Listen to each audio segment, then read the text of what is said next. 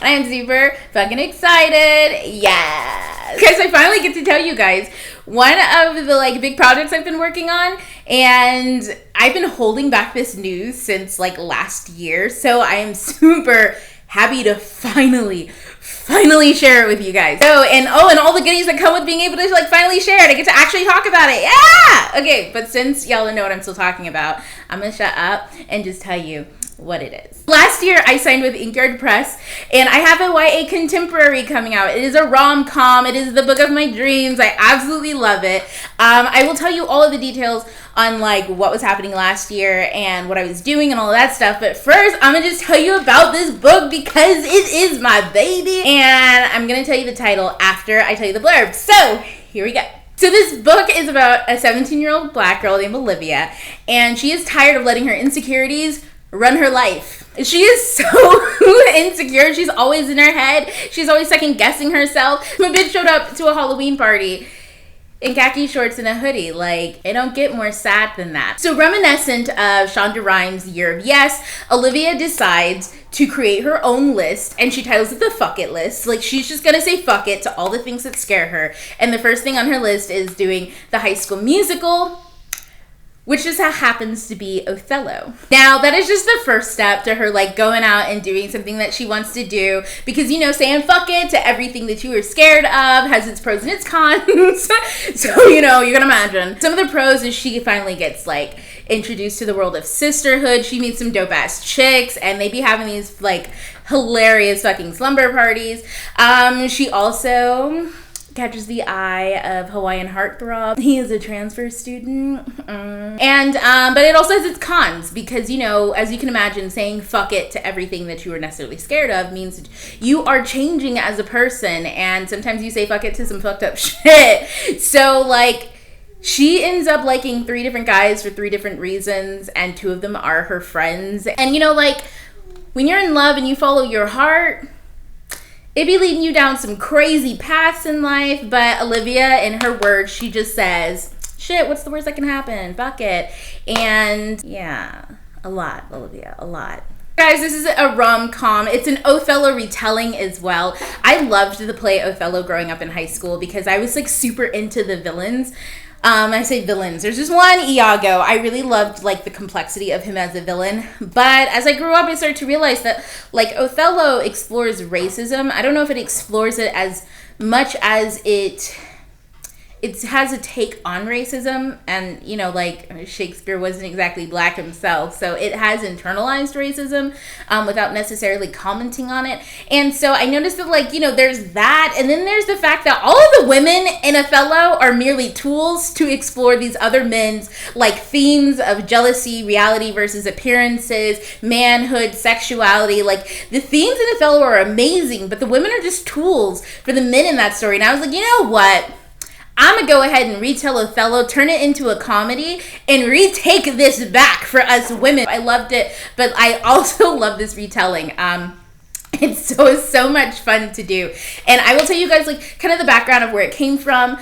I was working on a fantasy a lot last year. I had written a big fantasy novel. It is epic and huge and so much fun to write, but it's just taken so much of me. But anyways, last year I was working on it, and I actually gave that to my agent at the time, and we went out with submissions for it. And as I was the biggest advice that an agent will ever give you, or anybody, honestly, is when you're on submissions, work on something else. And it's not necessarily because you're going to fail at submissions. It's so you don't think about it every single day, especially when you're a full-time. I stay at home and take care of my kids, and I'm a full-time writer, so it's not I'm busy doing some other type of job that takes up my attention. So it was I was okay, I'm going to do something else. And this voice just kept coming back. I cannot tell you. I don't know how long I've been thinking of these 3 characters, Olivia and her best friends. And they had been in my head for such a long time, and I'd played around with different ideas on how to do this story and what it was. And at the end of the day, they came back to me in that spot, in that moment, and her voice was so crystal clear. And I was yes, girl, yes, let's do this. This is fun. Let's go. It was a whirlwind of a ride. In fact, at the end of it, I looked at that book and I was wow, this is probably the best thing I have ever written to date. Can I pull the fantasy? I literally thought I was going to sound like a crazy person to my agent, but I was like, look, I love this fantasy, but I really, really, really love this young adult contemporary right now. And it's so like everything that I love. I want to go on submission with this and young adult instead. And so like we ended up pulling the fantasy from editors and we were just like, look, thank you, but next. And I went out with Olivia's book. And so we went out with submissions with it like in the fall. And then I heard back from some publishers. A lot of editors loved it. And like I finally chose one and I loved going with Inkguard Press. I think that they really impressed me when they came to the table and they wanted to talk to me. They really got the book.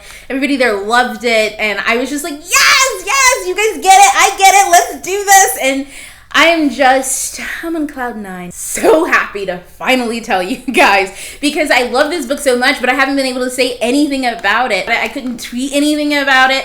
I like instinctively knew I couldn't tweet while I was really writing it, what I was writing. So I'm finally able to just let this through the floodgates, and I can't wait to show you guys all of the stuff that inspired me to write it. If you guys love shows like Insecure, I love Insecure and Issa Rae. I was with her when she was back on YouTube with Life of an Awkward Black Girl. I love that show. I love how funny it is. I love the Black culture in it. I just love how super relatable it is as a millennial.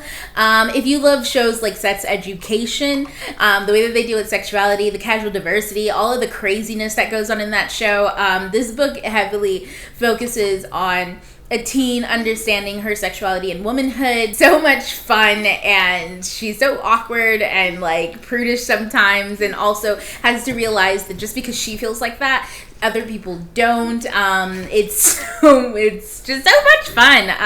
If you also love like the movie Love, Simon, I absolutely adored it when I saw it, and it's like all of these like different vibes. I feel like they're so in my book. It's so cutesy in that sense. So if you love stuff like that, you like the millennial kind of like take on things, you like it with like a huge dash of humor, if you like my crassness, it's for you. It's for you, boo-boo.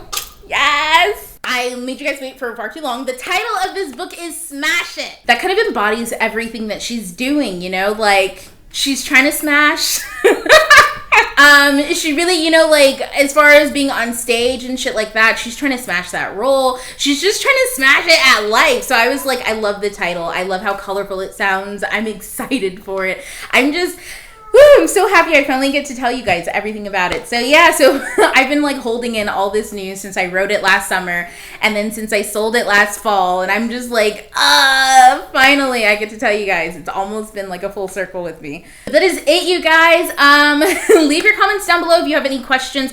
Oh, and I am doing a Q&A really soon. So this is my announcement of that. Leave down below any questions you have for me. They can be about Smash It. They can be about like anything to do with publishing books. They can have anything to do with my personal life, anything like that. Just leave it all down below in the comment section, and I will make a video answering all your questions really soon. And most importantly, I really want to thank all of you for being with me on this journey, because I've been able to really get out so much stuff that's in my head and just spew it out there into the world. And you guys have been with me almost every step of the way. I know a lot of y'all are new. I'm thanking you too. But I'm really glad that you guys are here with me on this journey, and I can't wait to see where it goes. Yes, so join me in the future with Smash It. It comes out fall 2020, so obviously I will keep you guys up to date on everything to do with that. And we are gonna go back to the regular programming. So guys, I post videos Tuesdays at 2, Saturdays at 10. I will see you then. TTYO, so talk for now. Bye.